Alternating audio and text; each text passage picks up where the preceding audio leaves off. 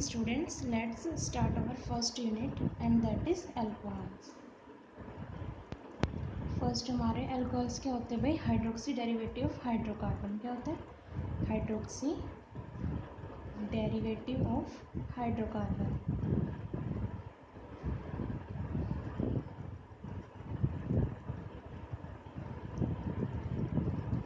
तो आपको पता है अल्कोहल्स के अंदर जो फंक्शनल ग्रुप क्या होता है भाई? हमारा OH ग्रुप होता है, हमारा फंक्शनल ग्रुप. ठीक है, उसके बाद फर्स्ट आता है इनका क्लासिफिकेशन. अगर क्लासिफिकेशन की बात की जाए तो किसी भी हाइड्रोकार्बन के साथ, मान लो जैसे कि कोई भी हाइड्रोकार्बन है, ये हमारा मिथाइल ग्रुप है, इसके साथ OH जुड़ गया, क्या बन गया हमारे पास? मिथेनॉल. तो ये होते हैं हमारे अल्कोहल. अब अगर क्लासिफिकेशन की बात की जाए तो फर्स्ट क्लासिफिकेशन है number of hydroxyl group present. अगर किसी हाइड्रोकार्बन चेन के साथ एक हाइड्रोक्सिल ग्रुप लगा हुआ है तो क्या होंगे भाई? हमारे monohydric alcohols. For example methanol, ethanol. आपको दिखाई दे रहा है कितने हाइड्रोक्सिल ग्रुप है भाई? हमारा एक हाइड्रोक्सिल ग्रुप प्रेजेंट है, तो इन्हें बोलते हैं मोनोहाइड्रिक अल्कोहल्स. अगर किसी कंपाउंड के अंदर दो हाइड्रोक्सिल ग्रुप प्रेजेंट हो, for example glycerol CH2OH CH2OH, कितना हाइड्रोक्सिल ग्रुप है भाई इसके अंदर? दो. नाम के इसका ग्लिसरॉल. अगर दो हाइड्रोक्सिल ग्रुप प्रेजेंट है तो उसे क्या बोलेंगे हम? Dihydric alcohol. ऐसे ही अगर तीन है तो ट्राईहाइड्रिक अल्कोहल, चार है तो टेट्राहाइड्रिक अल्कोहल या फिर पॉलीहाइड्रिक अल्कोहल. ठीक है. सेकंड, अब हमारे पास बात आती है, ये तो हो गए हमारे एलिफैटिक. अगर हमारा जो हाइड्रोकार्बन चेन है वो कैसे हो? एलिफैटिक. तो एलिफैटिक अल्कोहल्स हो गए, तो इन्हें कैसे डिवाइड कर सकते हैं? मोनोहाइड्रिक, डाईहाइड्रिक, पॉलीहाइड्रिक, ट्राईहाइड्रिक, इस टाइप से. सेकंड हमारे पास आते हैं हमारे एरोमेटिक अल्कोहल्स या फिर एरोमेटिक हाइड्रोक्सी कंपाउंड. अब एरोमेटिक क्या होते हैं भाई? जो जनरली किन्हें बोलते हैं हम एरोमेटिक? जिसमें बेंजीन रिंग के साथ जुड़ा हो, मतलब हमारे कंपाउंड के अंदर क्या हो? बेंजीन रिंग प्रेजेंट हो. अब इसमें दो कैटेगरी आती है. एक तो होते हैं हमारे एरोमेटिक अल्कोहल्स,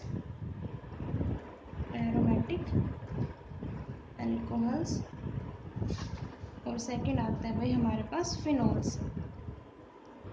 तो एरोमेटिक अल्कोहल्स क्या होते हैं? जिसके अंदर मतलब OH ग्रुप एक बेंजीन रिंग हो और जो हमारा हाइड्रोक्सिल ग्रुप हो वो साइड चेन के अंदर हो, जैसे इस टाइप से हो गया.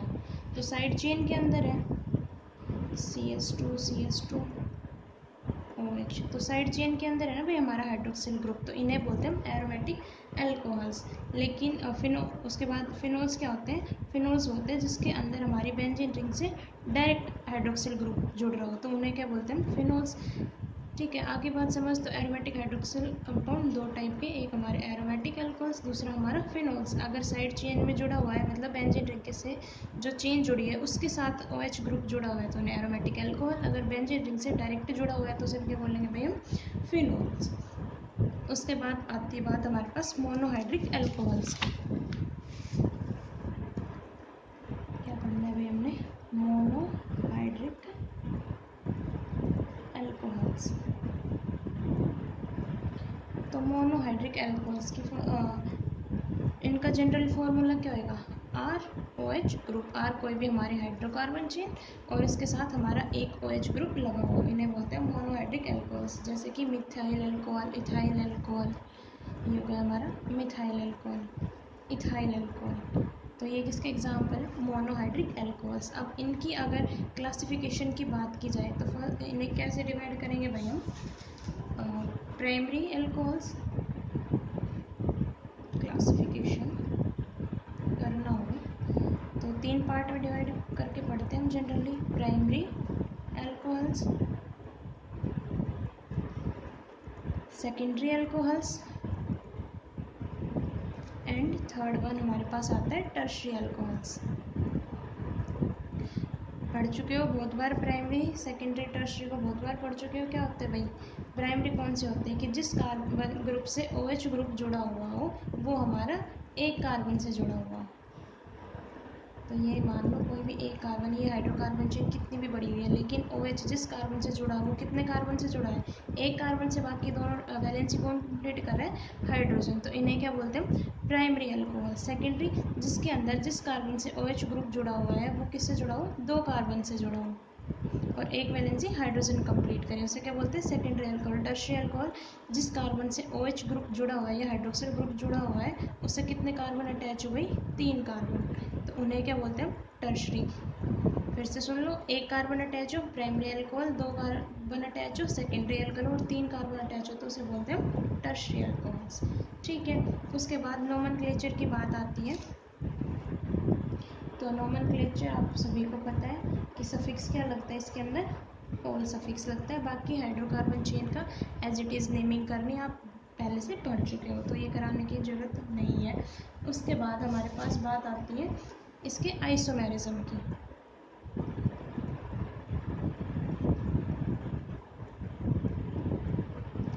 तो आपको पता है कि जो हमारे मोनोहाइड्रिक अल्कोहल्स हैं वो आइसोमेरिज्म शो करते हैं। फर्स्ट आइसोमर क्या होता है भाई, आइसोमर किन्हें बोलते हैं, which molecules which have same molecular formula,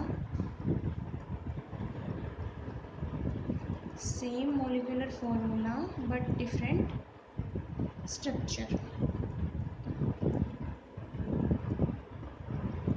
different structure. ठीक है, यही पढ़ते हो स्ट्रक्चरल आइसोमेरिज्म के अंदर। तो अब ये किस टाइप, अब ये जनरली 3 टाइप के आइसोमेरिज्म, स्ट्रक्चरल आइसोमेरिज्म 3 टाइप के शो करेगा। फर्स्ट हमारे पास शो करेगा चेन आइसोमेरिज्म। क्या होता है भाई हमारा चेन आइसोमेरिज्म, जिसके अंदर जो मोलिकुलर फॉर्मूला तो क्या हो, सेम हो। मोलिकुलर फॉर्मूला क्या मिलेगा भाई, same, but number of carbon chain will be different. इसके अंदर क्या होगा भाई, कार्बन की चेन डिफरेंट होगी। जैसे ब्यूटेन 2 ओल, CH3 CH2 CH2 CH2 OH, क्या नाम है भाई, ब्यूटेन 1 ओल। कोई दूसरा कंपाउंड ले लो, मान लो ये, और साथ में हमारे पास आ गया 2 मिथाइल प्रोपेन 1 ओल। स्ट्रक्चर बनाओगे ये बनेगी। अब अगर कार्बन की बात की जाए तो वही 4 कार्बन इसके अंदर है, मोलिकुलर फॉर्मूला दोनों का सेम है, लेकिन इसके अंदर जो कार्बन चेन है वो कितने की है, 4 की, और इसके अंदर जो चेन है वो कितने की है, 3 कार्बन की।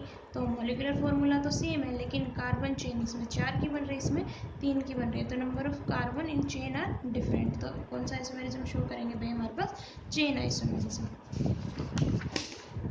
उसके बाद सेकंड आता है हमारा पोजीशन आइसोमेरिज्म।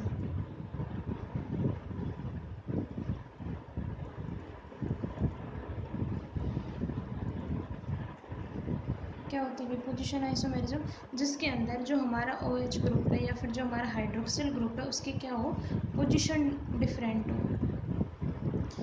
मोलिकुलर फॉर्मूला तो क्या रहेगा सेम, लेकिन OH ग्रुप की पोजीशन डिफरेंट हो। जैसे ब्यूटेन 2 ओल और ब्यूटेन 1 ओल, ये हो गया हमारा ब्यूटेन 1 ओल,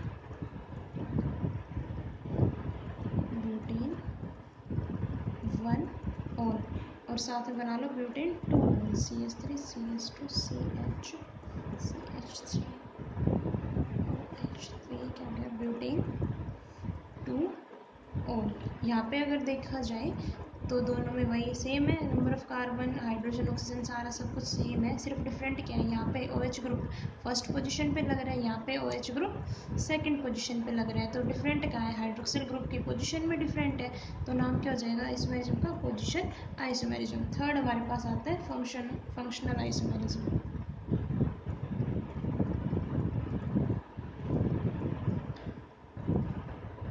फंक्शनल आइसोमेरिज्म के अंदर क्या होगा कि जो फंक्शनल ग्रुप है वो अलग हो जाएगा। Example ethanol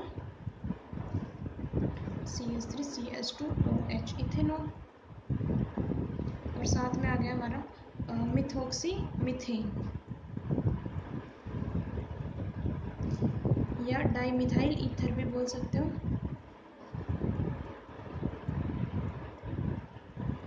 methoxy methane.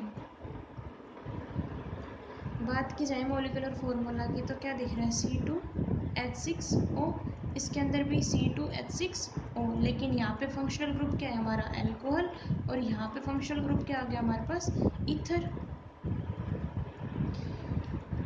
तो दोनों के क्या हो गया, फंक्शनल ग्रुप डिफरेंट हो गया, मॉलिक्यूलर फार्मूला तो सेम है बट जो फंक्शनल ग्रुप है वो डिफरेंट है। अगर फंक्शनल ग्रुप डिफरेंट है तो आइसोमेरिज्म कौन सा हो जाएगा भाई हमारे पास, functional isomerism.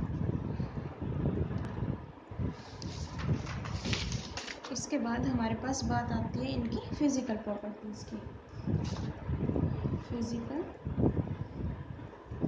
Properties of alcohols.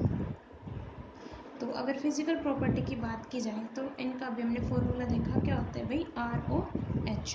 तो जनरली अगर इसकी हाइब्रिडाइजेशन निकाल के अगर इसकी शेप देखी जाए तो इसकी शेप कैसी मिलेगी, बैंड शेप, जैसे वाटर की शेप होती है इसी तरह से इनकी भी बैंड शेप मिलेगी इस टाइप से। इधर हमारा हाइड्रोकार्बन ग्रुप लगा, इधर हाइड्रोजन ग्रुप लगा हुआ है, ऑक्सीजन। उसके बाद अगर इलेक्ट्रोनेगेटिविटी की बात की जाए तो आपको पता है ऑक्सीजन की इलेक्ट्रोनेगेटिविटी कार्बन से और हाइड्रोजन दोनों से ही कैसी होती है, ज़्यादा। अगर इसकी इलेक्ट्रोनेगेटिविटी ज़्यादा इन दोनों से तो इसके ऊपर generally partially negative charge arise हो जाएगा और इन दोनों पर पार्शियली पॉजिटिव चार्ज अराइज हो जाएगा। ठीक है भाई, आपको पता है इलेक्ट्रोनेगेटिविटी जिसकी ज़्यादा होती है उसके ऊपर पार्शियली नेगेटिव चार्ज और जिसकी कम होती है उस पर पार्शियली पॉजिटिव चार्ज। तो दोनों ही हमारे बॉन्ड है, चाहे तो कार्बन ऑक्सीजन का बॉन्ड लगा लो या फिर ऑक्सीजन हाइड्रोजन का बॉन्ड, दोनों बॉन्ड, दोनों के अंदर पोलरिटी डेवलप हो रही है तो दोनों किस नेचर के होंगे, पोलर नेचर के होंगे। और इसी वजह से जो हमारे अल्कोहल्स होते हैं वो कैसे नेचर के होते हैं भाई, पोलर नेचर के। ठीक है, उसके बाद शेप कैसी है, बेंट है, दोनों में पोलरिटी हो रही है, आपस में एक दूसरे को कैंसिल इफेक्ट नहीं करेगा, दोनों बॉन्ड पोलर नेचर के हैं तो क्या होएगा, इनका कुछ ना कुछ डाइपोल मोमेंट एग्जिस्ट जरूर करेगा। तो डाइपोल मोमेंट ऑल्सो एग्जिस्ट। ये थी इसकी शेप की बात। ठीक है, उसके बाद इसकी जो प्रॉपर्टी की बात की जाए तो सबसे पहले हमारे पास आती है फिजिकल स्टेट। तो फिजिकल स्टेट की बात करें हम तो क्या होता है भाई, हमारे जो लोअर अल्कोहल्स होते हैं, मतलब कार्बन के नंबर कम हो, तो जो लोअर अल्कोहल्स होते हैं वो जनरली कैसे होते हैं, colourless liquid.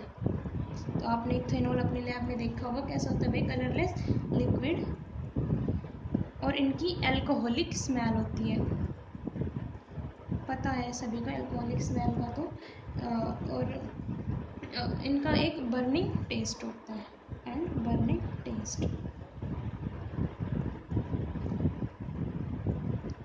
But higher alcohols, मतलब जैसे अगर कार्बन की चेन बढ़ गई तो जो हायर अल्कोहल्स है वो जनरली कैसे होते हैं, कलरलेस और टेस्टलेस। तो ये होते हैं इनकी फिजिकल स्टेट। तो लोअर अल्कोहल लिक्विड में मिलेंगे और हायर वाले वैक्सी सॉलिड की फॉर्म में मिलेंगे। इनकी बर्निंग टेस्ट होते हैं, हायर अल्कोहल्स टेस्टलेस होते हैं। उसके बाद ये तो था फर्स्ट पॉइंट। सेकंड पॉइंट अगर बात की जाए हाइड्रोजन बॉन्डिंग,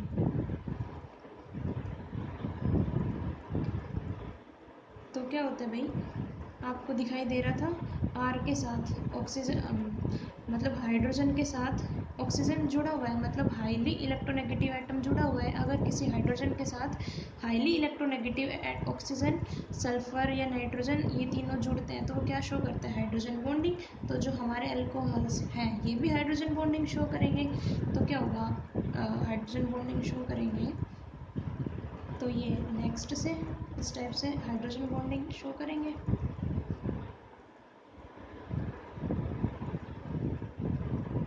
तो हाइड्रोजन बॉन्डिंग शो करेंगे, और हाइड्रोजन बॉन्डिंग कौन सी होगी, इंटर मॉलिक्यूलर हाइड्रोजन बॉन्डिंग।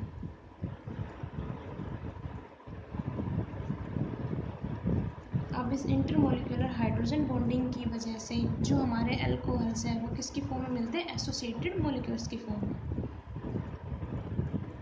तो ये मोनोमर की फॉर्म में एग्जिस्ट ना करके एसोसिएटेड मॉलिक्यूल की फॉर्म में एग्जिस्ट करेंगे। क्यों करेंगे, क्योंकि इनके अंदर क्या होती है भाई, इंटर मॉलिक्यूलर हाइड्रोजन बॉन्डिंग। उसके बाद थर्ड पॉइंट आता है हमारे पास बॉइलिंग पॉइंट। तो अगर बॉइलिंग पॉइंट की बात की जाए तो हमारे नॉर्मल हाइड्रोकार्बन से इनका जो बॉइलिंग पॉइंट होता है वो कैसा होता है, हाइयर।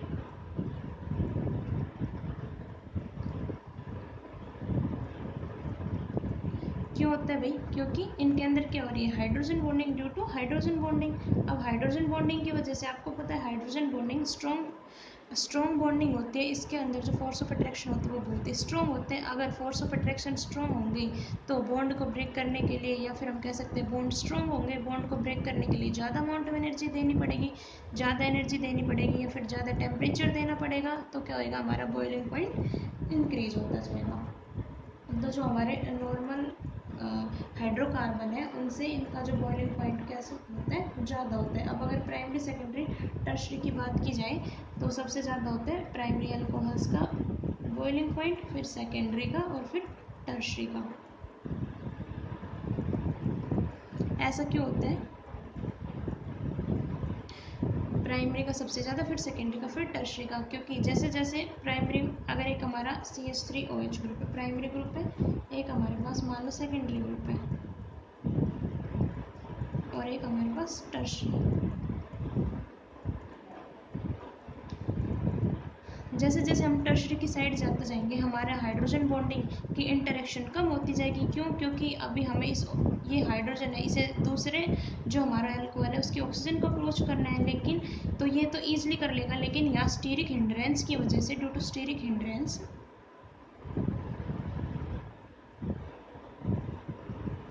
ऑक्सीजन हमारा जो नेक्स्ट हाइड्रोजन एटम है उससे इंटरेक्ट नहीं हो पाएगा। स्टीरिक हिंड्रेंस की वजह से अगर इंटरेक्शन नहीं होगी तो हाइड्रोजन बॉन्डिंग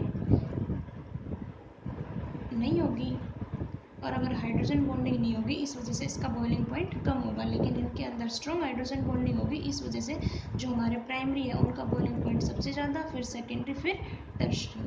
कर लोगे भाई, तो ये था हमारा बॉइलिंग पॉइंट का। उसके बाद आपको अगला पॉइंट तो पता ही है, जैसे मोलिकुलर वेट इंक्रीज होता है बॉइलिंग पॉइंट इंक्रीज होता है, सभी को पता ही है बात, तो बहुत पहले से पढ़ते आ रहा है। तो बॉइलिंग पॉइंट की अगर बात की जाए तो नॉर्मल हाइड्रोकार्बन से ज़्यादा बॉइलिंग पॉइंट होगा, किसकी वजह से भाई, हाइड्रोजन बॉन्डिंग वजह से। और अगर प्राइमरी सेकेंडरी टर्शरी में देखें तो प्राइमरी अल्कोहल का ज़्यादा बॉइलिंग पॉइंट होगा, उसके बाद सेकेंडरी, फिर टर्शरी, क्योंकि हाइड्रोजन बॉन्डिंग टर्शरी के अंदर नहीं होती, या फिर हम कह सकते हैं कि जो हाइड्रोजन बॉन्डिंग का एक्सटेंट है वो टर्शरी की साइड जाते जाते डिक्रीज होगा, सेकेंडरी में उससे थोड़ा ज़्यादा, प्राइमरी में बहुत ही स्ट्रॉन्ग हाइड्रोजन बॉन्डिंग होगी। तो बॉइलिंग पॉइंट प्राइमरी का ज़्यादा, सेकेंडरी का उससे कम, टर्शरी का उससे भी कम। उसके बाद अगले पॉइंट आता है हमारे पास सोल्युबिलिटी का। सोल्युबिलिटी का वही सेम बात होगी, सोल्युबिलिटी इसके अंदर भी क्या करना है हमने, वाटर से इंटरेक्शन करवानी है। अगर वाटर के अंदर सोल्युबिलिटी की बात की जाए तो जो हमारे लोअर अल्कोहल है, तो lower alcohols are more soluble, या फिर कह सकते हैं वेरी सोल्यूबल इन वाटर। क्यों, आपको पता है लाइक डिजोल्व लाइक, पढ़ते आ रहे हो, लाइक डिजोल्व्स लाइक, तो आपको पता है वाटर कैसे नेचर का होता है, पोलर नेचर का, और अभी हमने पढ़ा अल्कोहल्स भी कैसे हमारे पोलर नेचर के। तो पोलर के अंदर सोल्यूबल होगा, लेकिन जैसे जैसे हाइड्रोकार्बन चेन बढ़ती जाएगी, या हम कह सकते हैं कि जो हमारा आर ग्रुप है ये कैसा होता जाएगा, बल्कियर होता जाएगा। अगर आर ग्रुप हमारा बल्कियर होता जाएगा तो हाइड्रोकार्बन आपको पता है नॉन पोलर है, तो क्या होगा, बल्कियर होगा, तो नॉन पोलर पार्ट इंक्रीज हो जाएगा, नॉन पोलर पार्ट इंक्रीज। अब नॉन पोलर पार्ट इंक्रीज हो जाएगा तो उसकी सोल्युबिलिटी वाटर के साथ क्या हो जाएगी, डिक्रीज। तो solubility, non polar part increase, solubility decrease, क्योंकि हाइड्रोजन बॉन्डिंग भी क्या होती है साथ साथ डिक्रीज। तो ये था भाई हमारा सोल्युबिलिटी का। उसके बाद अगर डेंसिटी की बात की जाए, डेंसिटी क्या होती है भाई हमारी, मास पर यूनिट वॉल्यूम। तो जो जनरल अगर बात की जाए तो जो अल्कोहल्स की डेंसिटी है वो किससे होती है, लेसर देन वाटर। और जैसे जैसे मास इंक्रीज होता रहेगा, मास इंक्रीज, डेंसिटी ऑल्सो इंक्रीज। ठीक है भाई, तो डेंसिटी वाटर से तो कम होती है, लेकिन फिर बाद में जैसे जैसे मास इंक्रीज होता जाएगा डेंसिटी हमारी इंक्रीज होती जाएगी। तो ये थी हमारी इसकी फिजिकल प्रॉपर्टी। केमिकल प्रॉपर्टीज़ पढ़ेंगे भाई हम नेक्स्ट लेक्चर में।